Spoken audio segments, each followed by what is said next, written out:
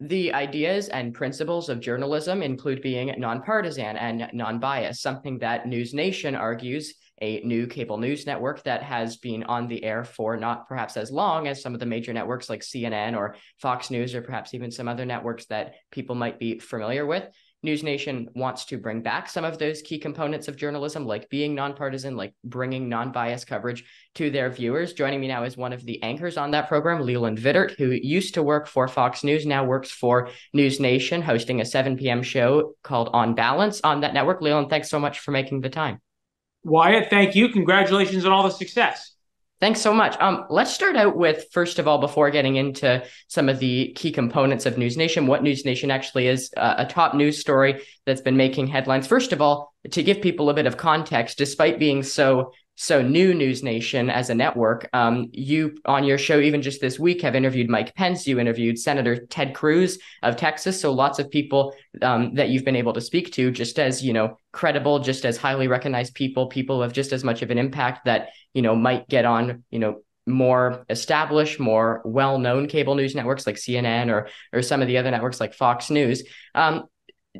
Another story, though, that's been impacting people and that has really come out over the course of the past week and that's been on the political scene is, of course, Joe Biden announcing that he is running again in 2024. I guess just what is your overall take on that? What do you think it means for both the Democrats and Republicans going into 2024? It means in Washington, at least, the end of the favorite parlor game, which in Washington was always talking about whether or not Joe Biden would or would not run. So now we have the answer to the question. For Democrats, it presents a pretty interesting dilemma for them. And we know this because of how the White House is dealing with it, is the White House cannot change Joe Biden's age. They can only deal with that problem. And we've seen them try in various ways to deal with that, to talk about it. We saw him answer the question at the press conference yesterday. We've seen the talking points from the White House. We've seen how they've tried to protect him from the press in various ways.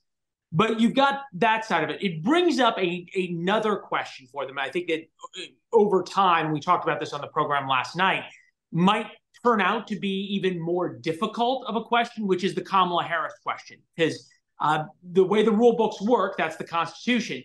Once somebody's elected vice president, you don't replace them. And if something happens to the president, which actuarially, just look at the tables, the American voter knows when they vote for somebody who's 81 years old, that can happen.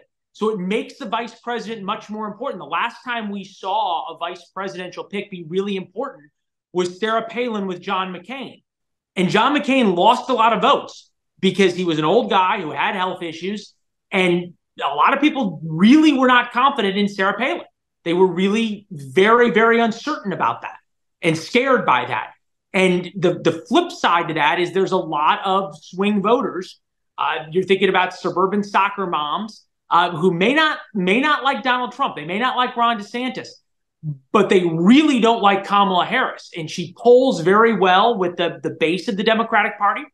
We know why she was brought onto the ticket in the first place back during the pandemic. But this is a new question for the Democratic Party. It will focus perhaps even more than we've ever seen attention not on the top of the ticket, but on the vice president. And a lot of people are looking at the potentiality of a Trump-Biden rematch, and with those two names being on the ticket again in 2024. But you also have a lot of people, looking at both of those two names and just thinking, gosh, they are both so old. I guess, is there any way or is there any truth to perhaps needing someone that is younger who can appeal to, all sorts of different people on both sides, not just Democrat or not just Republican? It's a great question. 330 million people in America, and we are stuck with these two guys. And really, and I think, 70% of people don't want Joe Biden to run, 60% don't want Donald Trump to run. That's a lot of people in their own party who don't want them to run. And these two men, reasonable people can agree that these two men are really flawed as presidential candidates and were really flawed as presidents. So it's a great point. It's a great question. I think a lot of people who don't understand the American system just sit there and knock their heads. A lot of people who do understand the American system sit there and knock their heads and say, can't we do any better? The problem is it takes somebody to beat somebody. And so far, save RFK, who's sort of far on the wacky spectrum, and I say that respectfully. Nobody's reasonable has come up to talk about taking on Joe Biden, and there's people who could and primary him. And so far, we've not seen a credible threat to Donald Trump to be the Republican nominee. And turning a little bit away from that story, looking at your show on NewsNation, something that obviously it's not just you on that network. Now you have a lot of people who have been really experienced in cable news who are deciding to come and work for that network. You have Elizabeth Vargas, Chris Cuomo, Ashley Banfield, Dan Abrams, just to name a couple of folks that are now there. What is from your perspective is the overall goal of a network like NewsNation, of your show On Balance, and to what extent is it giving more of a nonpartisan perspective, something that some people would argue is perhaps missing in cable news nowadays? Yeah, it's a great question, Wyatt. And the one thing I think of to myself always as a journalist is that journalists make lousy media critics, so I don't do it. But I respect the question. I can only speak to what I try to do every day, which is put the fairest show on television on air for 1 hour. And by that, I mean that in the cable news landscape right now, you have a situation where there's safe spaces, right? Where Democrats know that they can go on MSNBC and CNN and really not get questioned. And Republicans know they can go on Fox and not be really questioned. People mistake the center or being unbiased for being boring, just the opposite. The point is that when people come on my show every night, it's not a safe space for anybody or for any idea. And that's the idea of journalism. And it's why I admire what you do so much, because you're willing to ask tough questions and talk about issues across the board. And that's what's important. And that's how we distill things. Steel sharpens steel. And I say to anybody who doesn't want to come on and says, oh, no, hey, if you're not willing to come on and defend your ideas, then there's not much I can do for you. And that's the basis that I come to every day with, and work all day with a great staff to try to make sure that everybody who comes on gets to represent their ideas fairly, and then the questions that need to be asked to challenge them get asked. And obviously, there's some breaking news that we've been following surrounding former Vice President Mike Pence as of recently. I want to ask you about a specific interview that you did with Mike Pence on Monday. Given that he is someone who is seen as a potential candidate in 2024, someone who's obviously very close to Donald Trump, a lot closer than a lot of other people who are considering the nomination. The two of them have kind of drifted apart ever since Donald Trump left the Oval Office. What did you take away from your interview with Mike Pence?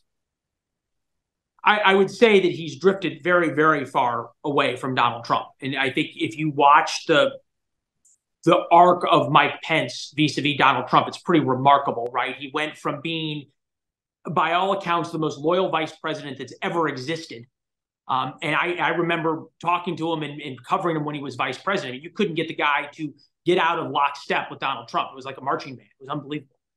And now to where he will be pretty tough about Donald Trump and talk about his behavior and what Donald Trump's behavior meant to Mike Pence and his family. My takeaway from the interview with Mike Pence is he's one of the consummately decent men in Washington.